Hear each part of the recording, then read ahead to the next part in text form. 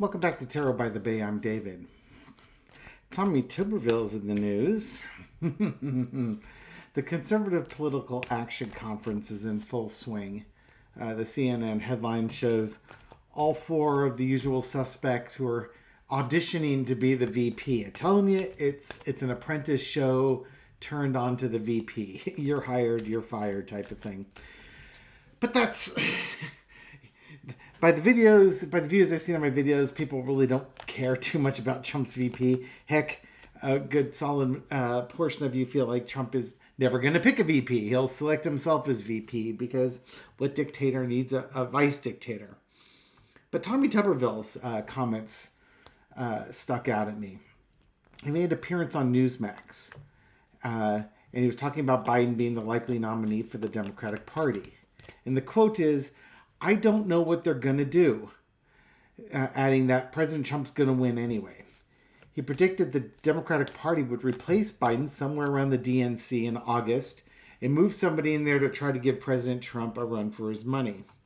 The Alabama senator argued that 3 months ago he thought Biden would probably make it, but he has concerns about the president's declining, pointing out to a video of Biden walking on a tarmac, quote, shuffling his feet looking at the ground, and said that, quote, "We have to get some leadership in this country." Oh, so leadership is looking forward while you walk, not looking at your feet while you walk. And walking instead of like your perceived shuffling. Got it. That's leadership. Wow, I would have thought it was a whole bunch of other stuff, but thank God I got Tommy Tuberville there to dumb it down for me so that a slow orc like myself can figure it out. But the most interesting part is that he basically said that Biden's running to stay out of jail. What? What in God's name is he talking about? And the article doesn't, Newsmax didn't ask him what he was talking about. It didn't ask him going to jail for what. So it's just like this, and this is what we're dealing with folks on the right in the right-wing echo chambers. They believe that President Biden's going to jail. We don't know why. I don't know what charges Biden's up against that he would be, quote, going to jail, unquote. Sure seems like projection to me, because it sure seems like Trump is the one who's been indicted 91 times and is facing all sorts of criminal penalties for his cases. These comments must be aimed at one person. So what's the energy around Tommy Tuberville and his comments on Newsmax? Entertainment purposes only. I don't know how entertained I'm going to be with this, but we'll see. Okay, foundation of the reading is judgment. This is all about judgment, calling the zombies up to arms. It's, as I mentioned, the echo chambers here, blowing the horn in the echo chamber and having the undead red baseball cap wearing crowd saying, "Oh yes, Biden's going to jail, brains." Just why Newsmax isn't a news agency. That's why they're a propaganda arm, just like Fox News. Crossed with justice. I think, understandably, Tommy Tuberville's worried. He's worried that Donald Trump is facing judgment for all the crimes he's committed, and he's trying to deflect. Oh, good Lord, look at those major arcana. The government underneath it, and the law, the judicial system. Not only is he worried that Trump's not going to even make it to the campaign as a free man, that all of Trump's legal woes are going to undermine the ability for the Republicans to even pull the House or the Senate. Because as people get disgusted with Trump, they may get disgusted with the senators and the House members that have closely aligned themselves to Donald Trump, and they may face justice too. They're all, as Trump gets judged, MAGA and its supporters too will be judged. In the past, you got the Four of Coins. This is this is Trump trying to stay in office. These are the Republicans trying to keep all the gains that they made from the Obama era, this basically the teens all the way through the Trump era, trying to hold on to those gains and prevent information from getting out, because if the information gets out, they are going to be judged for their support. Because, as I recall, Tommy Tuberville was called by President Trump and told to not vote to approve the electors. You know, he's part of the coup, basically. More major arcana, more information's coming out, a light's being shown. As these cases go to trial, it's going to be shown. Now, mind you, the first January 6th case is just on Trump. But there's a bunch of unindicted co-conspirators, and there's going to be a bunch of testimony that comes out. And again, if I were Tommy Tuberville or Ted Cruz or Josh Hawley, Chuck Grassley, Jim Jordan, although Jordan's in the House, not the Senate, and I just named off a bunch of senators. Any senator that was supporting this, I'd be a bit worried. Mike Lee, I might think, was in on this. You know, there's a lot of senators who need to be worried, and there's going to be a bunch of House folks too. Overarching, Tuberville is trying his best to portray that the Republican Party's fine, the party of family values, hopes and dreams and wishes are fulfilled, and everything's going to be hunky-dory. That's what he's trying to sell by saying that Biden's going to prison. But this is not... This is the exact opposite. This is going to be the family's breaking apart. It's funny in a way. Trump is the glue keeping the Republican Party together, but he's also the force that's driving them apart. It's really interesting that way. It's kind of like magnets, you know. He contracted them all together, making them not an inclusive but an exclusive group, and keep tossing out the rhinos and the people that don't support the Trump agenda, narrowing it down to a more and more fanatical core. But as you bring the core down and that pressure builds in that core, it's going to start fracturing, because that core is made up of MAGA supporters, conservatives who want power, and evangelicals. And as you force them into closer and closer confines, they have their own magnetic personalities that aren't necessarily... They're attracted to the Donald Trump part because he'll allow them to gain power, but they don't like what the others are representing. So then there's opposition in there. So it's going to... You bring them together tightly, but then it's going to lead to a fracturing. It's hard to explain it, but I can kind of visualize what's happening here. Knight of Cups, offering... In some ways, he's trying to unite the Republicans by reminding them that we all support Trump and Trumpism, and it makes us all wealthy and powerful, and to remember that Joe Biden's the enemy. So let's project onto Joe Biden the things we're concerned about Trump. And I'm sure that he is also just carrying water for Trump. The outcome is the Moon card.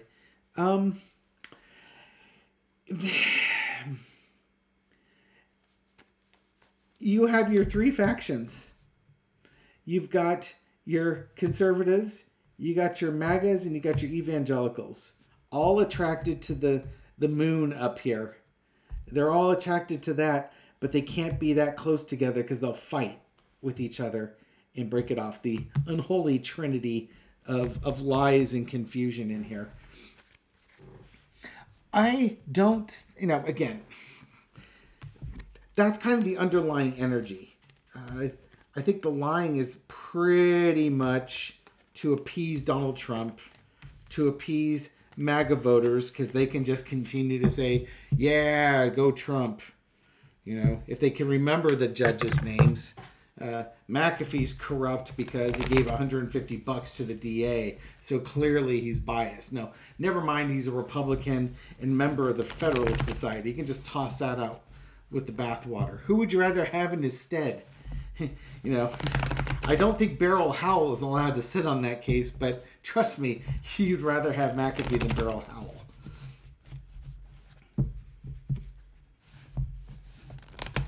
But I'm sure they have no problem with Eileen Cannon overseeing the Mar-a-Lago documents case. All right.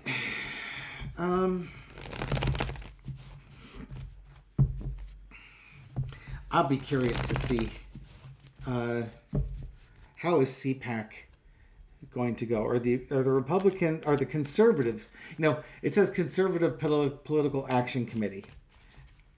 Are there even conservatives in it anymore, or are they all MAGA factions?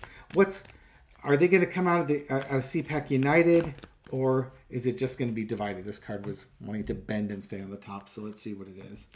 King of Pentacles. Of course. Remember, Donald Trump holds all the money. His America First PAC has the majority of the money that would normally be going to the Republican candidates, and now he's trying to get his daughter-in-law, Lara Trump, and like his former campaign business manager, whatever, as the head of the RNC to get the last few $1 million that they have on that. And Lara Trump has already said, with no uncertain circumstances, that money in the RNC, when she gets put in there, assuming she's voted in, is purely to elect Donald Trump back as the president of the United States. So what you can read between the lines is she's pretty much saying, yeah, if you're a Republican and you were like counting on some of this money, that's not gonna happen. You know, I don't even think she'd give him $50. She wants all of that money has to go to Donald himself. That's the messaging. And then Donald gets all the money from his grifting and fundraising off of the small donors, and y'all kicked Kevin McCarthy out of the House. So all those big donors that he might be able to hustle up there, they may not donate. So you got to kiss Trump's ring because he holds all the money. Cross with the Empress. The Empress is about pregnancy with possibilities, making sure everybody's taken care of. Normally, you know, if this was like Mitch McConnell or something like that, they'd be looking at the money and saying, okay, we need to give it to candidates where we have a good chance of winning, but they need a little extra financial push to sort of seal the deal. Candidates that aren't going to win aren't going to get any money. Candidates that are shoo-in aren't going to get too much money because they're already a shoo-in. They would be strategic with the money. And McConnell would see that everybody's taken care of. Trump is going to see that Trump is taken care of. And you know, pretty much these women, sorry to violate the Emperor's card here, these candidates will have to prostitute themselves at the feet of Donald Trump if they want to get any money whatsoever. Underneath it all is the Page of Cups. CPAC has turned from the Conservative Political Action Committee has turned from a conservative-based thing to MAGA QAnon land. And the more out there candidates are the ones that are going to get more traction. CPAC is almost, to me, it seems like it's almost irrelevant at this point. In the past, you got the Chariot. CPAC was the thing that would keep candidates going, bring together an agenda, and move things forward. That doesn't happen anymore. Now it's Cuckoo Town, and with cuckoo theories. Will this bring them together? No, it's going to tear them apart. You worship a Trump or you don't at your own peril. That we've gone from advancing candidates to, like, you go to CPAC to advance your ideas, your agendas, and get funding for it. Now you go to CPAC to avoid, if you don't support this guy, you get taken down. You're not MAGA enough. You're not Republican enough. You're a rhino. And people are leaving. People are leaving CPAC. You know, it's like, why bother going? It's just craziness. The lesson to be learned is the Queen of Wands. You know, we had Ronna McDaniel in there heading up the RNC, and now you're going to have Lara Trump heading up the RNC. And I think what's happening here is people go to CPAC again to get funding, and they're not getting funding. all you can do is praise this, prostitute yourself at this guy. If you don't, you get taken down. You might as well leave because you're not going to get the funding anyways. Lara Trump's already said so. Outcome is the King of Wands. Whoever pleases the King of Coins will get some support. But remember, this support is for this man's ego. It has nothing to do with your election campaign. The sooner you realize that, the better off you are. But there's going to be people that support Donald Trump, and he'll call the shots as to who gets money. But, you know, again, this is kind of like if there were 6 scoops of ice cream left in the container and 5 people at the table, normally everybody would get 1 scoop of ice cream and Donald would give himself that 2nd scoop. Now, it's more like 2 people at the table don't deserve any ice cream whatsoever. They need to go away. 1 person needs to do more if they want to get their half scoop that he's going to give them. The other 2 people are right. They can have a scoop each. And then Donald will take the 3 scoops plus that half a scoop because that guy's only going to get a half a scoop type of thing. Or he might be generous and let the other 2 split that half a scoop between the 2 of them, and each get a quarter. So each get 1 1/4 scoops, and he gets 3 1/2. Or he gets 3, and they should be grateful that they got that much. You know, ridiculous. All right. Now, is Biden going to jail? I mean, if this video were to go viral, and I get all the right-wing nut jobs telling me how I don't know what I'm talking about, blah, blah, blah. Let's throw on if Biden's going to jail. Going to prison, actually. Even the Republicans get it wrong. Biden wouldn't be going to jail. You know, he didn't, like, you know, try and shoplift a candy bar or park in a handicap zone and obstruct police officers if they're trying to write him a ticket. That's what you go to jail for. Prison is when you commit felonies and do stuff like that. So let's see. What is this whole jail thing? Or actually, is Biden going to jail? I know the answer is no. Oh, the truth will be revealed. Clearly, he's going to jail. What is going on here? It's the truth about stealing. Oh, it's a QAnon theory. Never mind. Okay. What I think is going on here is, if we find out more of the story, you're going to find out it's some QAnon nonsense. It's about Biden stealing stuff. Oh, you know what this is? This is the documents case.